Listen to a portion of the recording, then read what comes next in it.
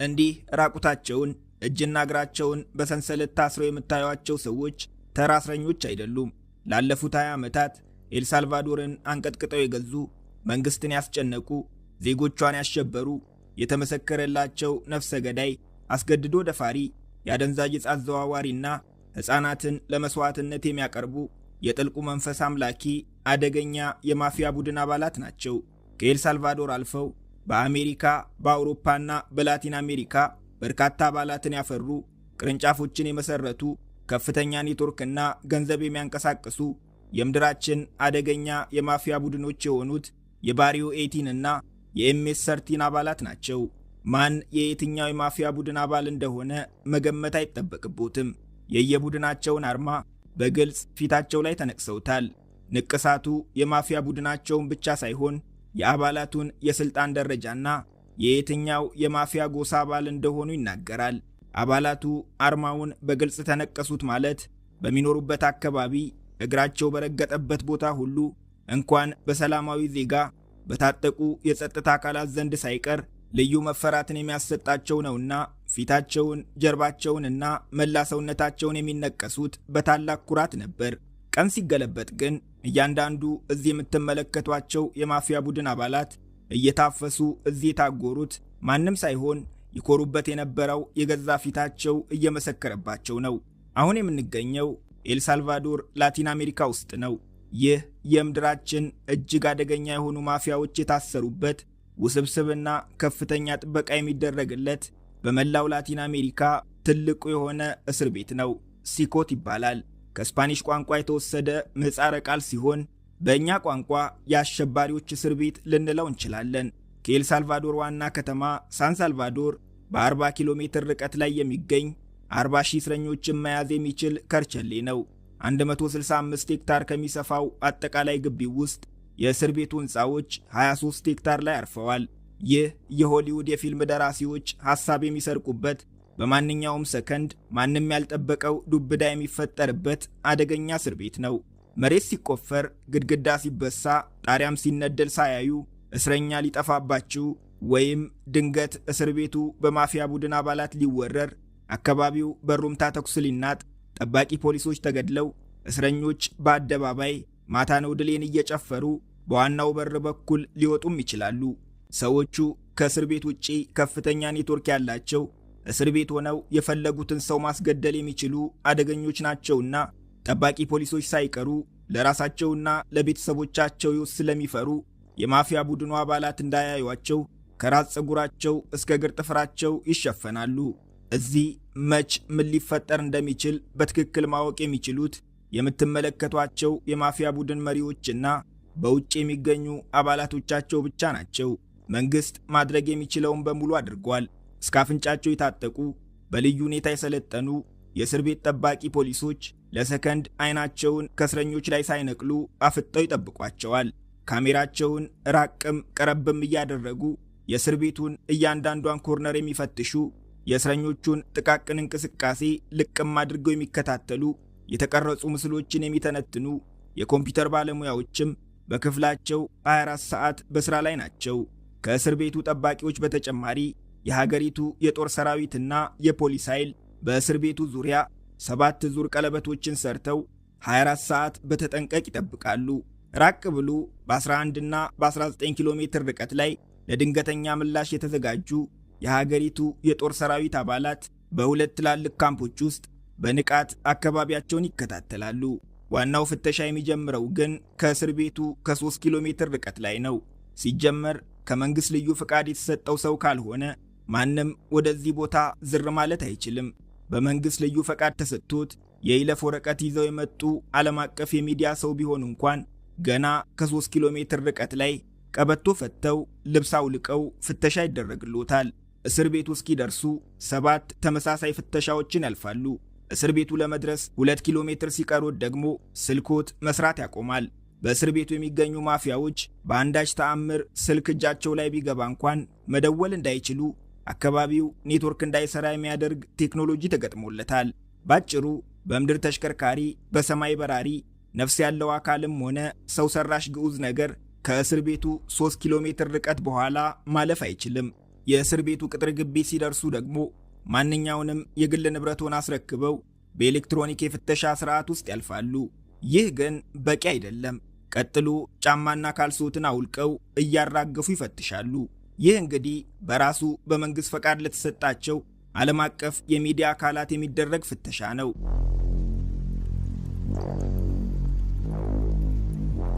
እስረኞች ተፈርዶባቸው አንዴ እግራቸው ሲኮትን ከረገጠ ቤተሰብም ሆነ ዘመድ አዝማድ እንዲጠይቃቸው ስለማይፈቀድላቸው እስከዛሬ በመንግስት ልዩ ፈቃድ ከተሰጣቸው የመንግስት ባለስልጣናትና የሚዲያ አካላት ውጪ ማንም ሳልቫዶራዊ ይህንን ስፍራ በዓይኑ አይቶት አያውቅም።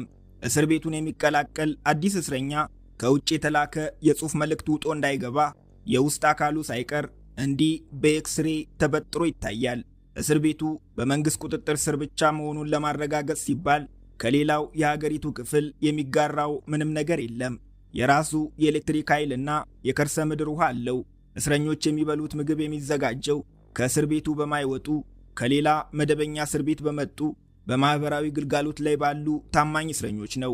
እንደ ሌላው ዓለም እስረኞች ቁርስ፣ ምሳና እራታቸውን ለመብላት ካፍቴሪያ አይሄዱም። ሲጀመር እዚህ የእስረኛ ካፍቴሪያ ብሎ ነገር የለም። ምግባቸውን የሚበሉት እዚሁ የታሰሩበት ክፍል ውስጥ ሆነው ነው። ምግባቸው ሲደርስ ፖሊሶች ምግቡን አምጥተው ከብረት ፍርግርጉ አጠገብ ያደርጉላቸዋል። ግር ማለት ግን አይቻልም።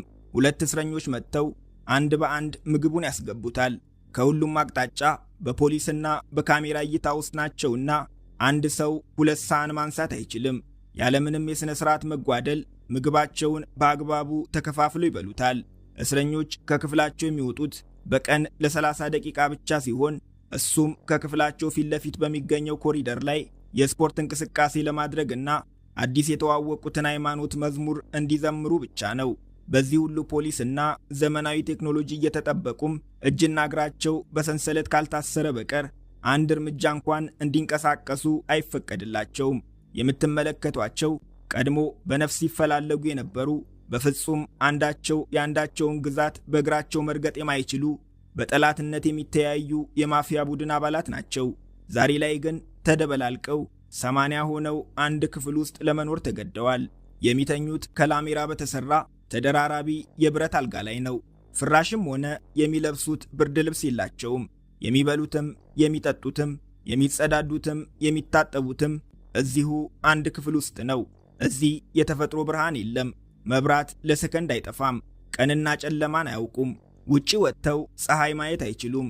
የእጅም ሆነ የግድግዳ ሰዓት የለም። ፖሊሶችን ማናገርም አይቻልም።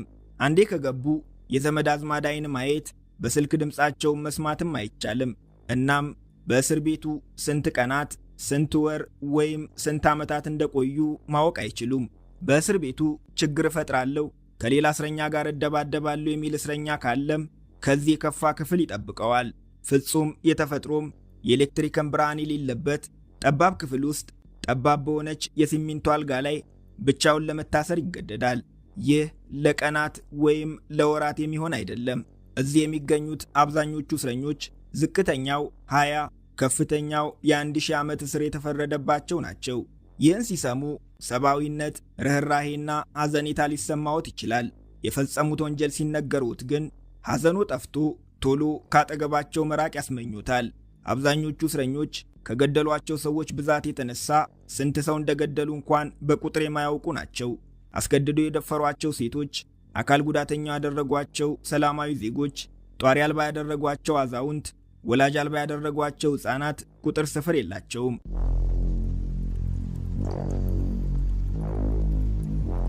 ኤልሳልቫዶር በመካከለኛው አሜሪካ የምትገኝ የ6 ሚሊዮን ዜጎች መኖሪያ የሆነች ትንሽዬ አገር ናት። ላለፉት 20 ዓመታት በየዓመቱ ከ6000 በላይ ሰላማዊ ዜጎች በግፍ የሚገደሉባት የደም አገር ሆና ነበር።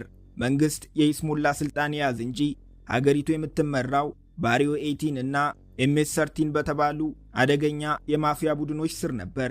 ሀገሪቱ ከመንግሥትም በላይ በሚፈሩ ከነጋዴዎች የዕለት ግብር በሚሰበስቡ ሰላማዊ ሰዎችን በሚያግጡ፣ በሚዘርፉ፣ በሚገድሉ ከምንም በላይ ሕፃናትን ሳይቀር ለጥልቁ መንፈስ በሚገብሩ ሰይጣን አምላኪ ቡድኖች ቁጥጥር ስር ወድቃ ነበር። ነገርየው የተጀመረው እንደ አውሮፓውያን አቆጣጠር በ1980ዎቹ ነበር። ኤልሳልቫዶር ከ1979 እስከ 1992 በእርስ በርስ ጦርነት ምክንያት ለዓመታት ሰላም የራቃት ሀገር ነበረች። በዚህ ምክንያት አብዛኞቹ ዜጎቿ ሀገራቸውን ጥለው ወደ አሜሪካ ተሰደዱ። ዋነኛ መዳረሻቸውም የመላእክቱ ከተማ ሎስ አንጀለስ ሆነች። በሎስ አንጀለስ ግን ሕይወት እጇን ዘርግታ አልተቀበለቻቸውም። በተለይም ወጣት ኤልሳልቫዶራውያን ከነዋሪዎች በሚደርስባቸው መገለል፣ በቋንቋ ችግርና በሥራ እጦት ምክንያት ብቸኝነት ይሰማቸው ነበር። እናም ከያሉበት እየተፈላለጉ አንድ ላይ መሰባሰብ፣ ሙዚቃ ማዳመጥ፣ ተመሳሳይ ያዋዋልና ያለባበስ ስታይል መከተል ጀመሩ። ወጣት ናቸውና ገንዘብ ሲያስፈልጋቸው ቀስ በቀስ አደንዛዥ ዕፅ ማዘዋወር ጀመሩ። ይህ ግን አንድ ችግር ይዞባቸው መጣ። ቀድመው የሎስ አንጀለስን የአደንዛዥ ዕፅ ገበያ የተቆጣጠሩት የተደራጁ የሜክሲኮ ማፊያዎች ኤልሳልቫዶራውያን ወጣቶች ዕፅ እንዳይሸጡ ከለከሏቸው። ይሄኔ ወጣቶቹ አንድ መፍትሄ አሰቡ። የሜክሲኮ ማፊያዎችን መገዳደር የሚችል የራሳቸውን የማፊያ ቡድን ማቋቋም። እናም ዕፅ በሚሸጡበት በሎስ አንጀለስ 18ኛው ጎዳና ስም የሚጠራ አዲስ የማፊያ ቡድን መሰረቱ። ቡድኑ አንዳንዴ ማራ 18 አንዳንዴም ባሪዮ 18 በመባል መጠራት ጀመረ። የባሪዮ 18 አባላት እየበዙ ሲመጡ ግን በመካከላቸው አለመስማማቶች መፈጠር ጀመሩ። ይህኔ ከባሪዮ 18 ያፈነገጡ ወጣቶች የራሳቸውን አዲስ የማፊያ ቡድን መሰረቱ። ቡድናቸውን ማራ ሳልቫትሩቻ ወይም MS-13 ሲሉ ሰየሙት። MS-13 በአጭር ጊዜ ውስጥ ሁሉም የማፊያ ቡድን አባላት የሚቀኑበት አስፈሪና ሎስ አንጀለስን በአንድ እግሯ ያቆማት ኃያል የማፊያ ቡድን ሆነ። አባላቱ በዝተው ከሎስ አንጀለስ ወደ ሌሎች የአሜሪካ ግዛቶች መስፋፋት ጀመሩ። ቡድኑ ለአሜሪካ ነዋሪዎች ስጋት መሆን ሲጀምር የአሜሪካ መንግስት አባላቱን እያሳደደ መያዝ ጀመረ። አብዛኞቹ ታሰሩ። የተቀሩት አደገኛ የማፊያ ቡድኑ አባላት ወደ ኤልሳልቫዶር ዲፖርት ተደረጉ። ይህ ሲሆን የአሜሪካ መንግስት ሰዎቹ የማፊያ ቡድን አባላት መሆናቸውን እንኳን ለሳልቫዶር መንግስት አላሳወቀም ነበር። ስለ ሰዎቹ ማንነት ምንም ዕውቀት ያልነበረው የሳልቫዶር መንግስት ማፊያዎቹን ተቀብሎ ከሰላማዊ ዜጎች ጋር ቀላቀላቸው። ይህ ለማፊያ ቡድኑ አባላት መልካም አጋጣሚን ፈጠረላቸው። ያለ ተቆጣጣሪ በመላው አገሪቱ ወጣት አባላትን እየመለመሉ የፈለጉትን ያህል ተስፋፉ።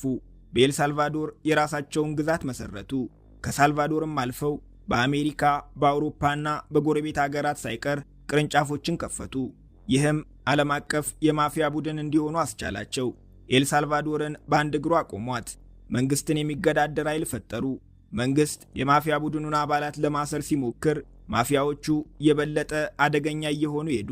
ለእያንዳንዱ የመንግስት እርምጃ የአጸፋ ምላሽ እየሰጡ አባሎቻቸው በታሰሩ ቁጥር እነሱ በሰላማዊ ዜጎች ላይ የበቀል እርምጃ መውሰድ ጀመሩ።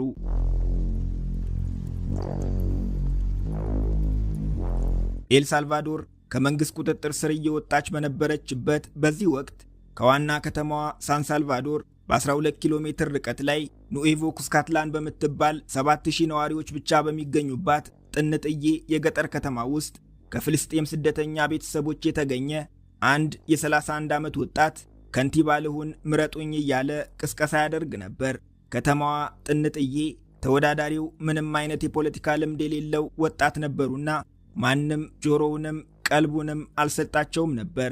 ያ ያለ ልምድ ምረጡኝ እያለ ህዝቡን የሚጨቀጭቀው ወጣት በ7 ዓመታት ውስጥ ብቻ የሀገሪቱ ፕሬዝዳንት ይሆናል። ከ1997 ጀምሮ በእርስ በርስ ጦርነትና በአደገኛ የማፊያ ቡድን አባላት የብረት ክንድ ስር ለወደቀችው ኤልሳልቫዶርም መድህን ይሆናል ብሎ የተነበየ ነብይም የጠነቆለ ጠንቋይም አልነበረም። በሀገሪቱ የሆነ እውነታ ግን ይህ ነበር። ያ የ7000 ነዋሪዎች ከንቲባ ለመሆን ይለምን የነበረው ናይብ ቡኬሌ ከ7 ዓመታት በኋላ እንደ አውሮፓውያን አቆጣጠር በ2019 የኤልሳልቫዶር ፕሬዝዳንት ሆኖ ተመረጠ። ያኔም ቢሆን ማንም ዛሬ ላይ ያደረገውን ሁሉ ያደርገዋል ብሎ ይጠበቅ አልነበረም። የ37 ዓመቱ ወጣት ስልጣን ሲረከብ ኤልሳልቫዶር በየቀኑ 18 ሰዎች በዓመት ከ6000 በላይ ንጹሃን ዜጎች በግፍ የሚገደሉባት የደም ሀገር ነበረች። ከ5 ዓመት በኋላ ዛሬ ላይ ግን ከዩናይትድ ስቴትስ ኦፍ አሜሪካ እና ከካናዳም ተሽላ በሰሜንና ደቡብ አሜሪካ አህጉራት ሰላማዊዋ ሀገር ሆናለች። ምክንያቱ ደግሞ ወንጀለኞቹ በሙሉ ተለቃቅመው እስር ቤት መግባታቸው ነው። ሰውየው ወደ ስልጣን ከመጣ በ4 ዓመታት ውስጥ ብቻ መንግስትን የሚገዳደር ኃይል የነበራቸው የሳልቫዶር ማፊያዎች ፈራርሰው 75000 የማፊያ ቡድኑ አባላት ከርቸሌ ተወርውረዋል። ናይብ ቡኬሌ የፍልስጤም ዝርያ ካላቸው የኤልሳልቫዶር ስደተኛ ቤተሰቦች የተገኘ ነው። በኤልሳልቫዶር 100,000 የሚገመቱ የፍልስጤም ዝርያ ያላቸው ኤልሳልቫዶራውያን ይገኛሉ። ፍልስጤማውያን ወደ ኤልሳልቫዶር መግባት የጀመሩት ከአንደኛው የዓለም ጦርነት በፊት ነበር። በኤልሳልቫዶር ቱርኮስ በሚል የወል ስም ይጠራሉ። ወደ ኤልሳልቫዶር ሲመጡ በኦቶማን ቱርክ ቁጥጥር ስር ስለነበሩ የተሰጣቸው ስም ነው። ዛሬ ላይ በመላው ሳልቫዶር ቢንቀሳቀሱ ትላልቅ የአገሪቱ ድርጅቶች ባለቤቶችም ሆኑ መሪዎቻቸው የፍልስጤም ሳልቫዶራውያን ናቸው። ከእነዚህ ሰዎች መካከል ደግሞ አርማንዶ ቡኬሌ ይገኙበታል። ልጃቸው ናይብ ቡኬሌ በ18 ዓመቱ የጀመረውን የዩኒቨርሲቲ የሕግ ትምህርቱን አቋርጦ የራሱን የማስታወቂያ ድርጅት መስርቶ መስራት ጀመረ። ቡኬሌ ለማስታወቂያ ድርጅት አዲስ አልነበረም። አባቱ አርማንዶ ቡኬሌ የሕዝብ ግንኙነት ድርጅት ነበራቸው። ልጃቸውም በኤልሳልቫዶር ዝነኛ የሆነውን የኤፍኤምኤልኤን ፓርቲ የምርጫ ቅስቀሳ በኮንትራት ወስዶ ይሰራ ነበር። በ2012 ግን ራሱ ፓርቲውን ተቀላቅሎ የትንሽየዋ ኑኤቮ ኩስካትላን ከተማ ከንቲባ ሆነ። በከንቲባነቱ የትንሽየዋን ከተማ መልክ እስከ ወዲያኛው ቀየረው። የሚማሩበት ላልነበራቸው ሕፃናት ትምህርት ቤቶችን፣ መኖሪያ ላልነበራቸው ወላጆቻቸውም ቤቶችን ገነባ። የመማር አቅሙ ኖሯቸው መክፈል የማይችሉ የድሃ ልጆችን ስኮላርሺፕ ሰጥቶ ዩኒቨርሲቲ አስገባቸው። 24 ሰዓት አገልግሎት መስጠት የሚችሉ የመንግስት ክሊኒኮች ተከፈቱ። በቀን ለ3 ሰዓት ብቻ ውሃ ያገኙ የነበሩ የከተማዋ ነዋሪዎች የ24 ሰዓት የውሃ አገልግሎት ተጠቃሚ ሆኑ። ይህ ሁሉ ሲሆን ከንቲባው መንግስት ከሚሰጠው ደሞዝ 5 ሳንቲም ወደ ኪሱ አይከትም ነበር። ደሞዙን ጨምሮ ከበጎ አድራጎት ተቋማት እየለመነ የሚያመጣውን ገንዘብ የከተማዋን ነዋሪዎች ሕይወት ለመለወጥ መሰረተ ልማቶችን ለመገንባት ተጠቀመበት። በዚህም በ3 ዓመታት ውስጥ ብቻ ከትንሽየዋ ከተማ ሕፃናት አንድም ትምህርት ቤት ያልገባ ሕፃን አልነበረም። ከተማዋ ሙሉ በሙሉ ከወንጀል ነፃ ሆነች። ወሬው በዋና ከተማዋ ተሰማ። ሚዲያዎች ስሙን እያነሱ ስኬቱን አወደሱ። የከተማዋ ነዋሪዎችም በወጣቱ ከንቲባ ፍቅር ወደቁ። ይህ ስኬቱ በ2015 የዋና ከተማዋ ሳን ሳልቫዶር ከንቲባ ሆኖ እንዲመረጥ አደረገው።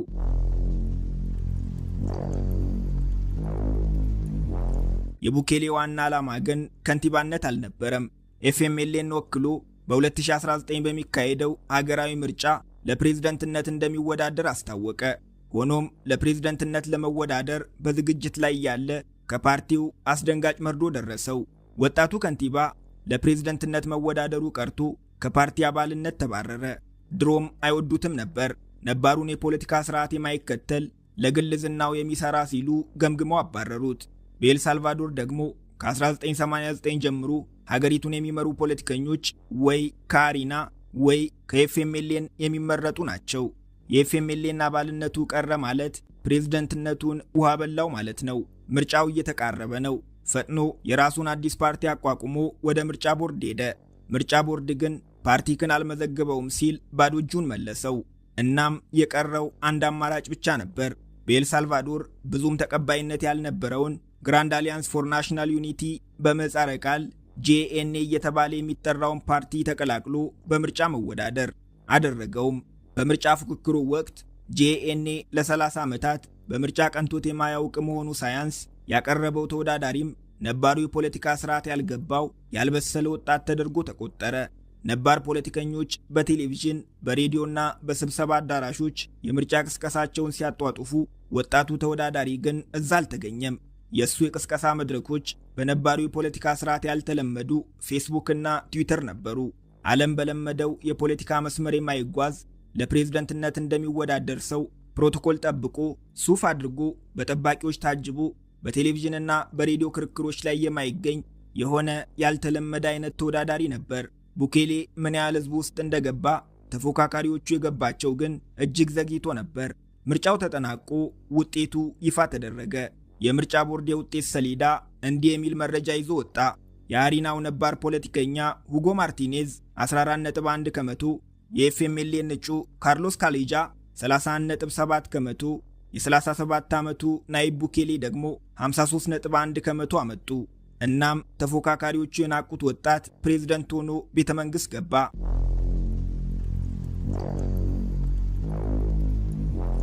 ሰውየው ሲሰራ እረፍት የለውም። ፍርሃት ብሎ ነገር አልፈጠረበትም። በዚህ ድፍረቱ በ4 ዓመት ውስጥ ብቻ የዓለማችን አደገኛ የማፊያ ቡድን አባላትን አጥፍቶ ሀገሩን ሰላም አደረጋት። ስኬቱ የሀገሩን ዜጎች ፍቅርና ዓለም አቀፍ ክብርንም አጎናጸፈው። ዛሬ ላይ በመላው ዓለም ተበታትነው የሚገኙ ሳልቫዶራውያን በሀገራቸው በተገኘው ሰላም ምክንያት እንደገና ወደ ሀገራቸው መግባት ጀምረዋል። በያዝነው 2024 ዓ.ም የካቲት ወር ላይ በተደረገ ምርጫ ድጋሚ የተወዳደረው ቡኬሌ 85 ከመቶ ድምፅ በማግኘት ተፎካካሪዎችን ሁሉ ዘርሮ የፕሬዝደንትነት መንበሩን ለሁለተኛ ጊዜ ማስቀጠል ችሏል። ቡኬሌ የመንገድ፣ የትምህርትና የጤና መሠረተ ልማቶችን በማስፋፋት በአገሪቱ የሚታይ ለውጥ ማስመዝገብ ችሏል። ቱሪስቶች ዝር የማይሉባት የነበረችውን ሳልቫዶር ዛሬ ላይ በመካከለኛው አሜሪካ ከሚገኙ የቱሪስት መዳረሻዎች አንዱ አድርጓታል። በ2021 ቢትኮይንን ሀገር አቀፍ የመገበያ ገንዘብ በማድረግም ኤልሳልቫዶርን በዓለማችን የመጀመሪያው ሀገር እንድትሆን አድርጓታል።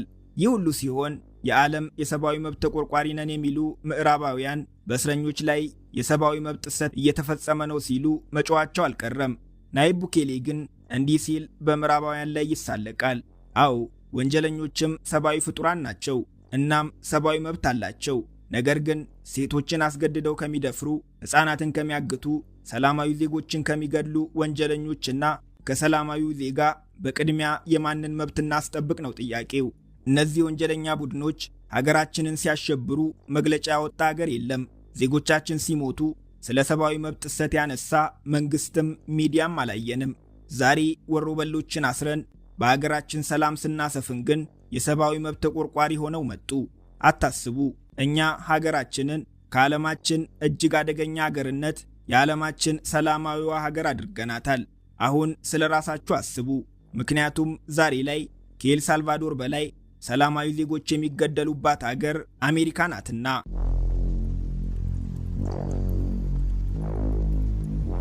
የዛሬው ጉብኝታችንን በዚሁ እናብቃ። አብራችሁን ስለቆያችሁ እናመሰግናለን።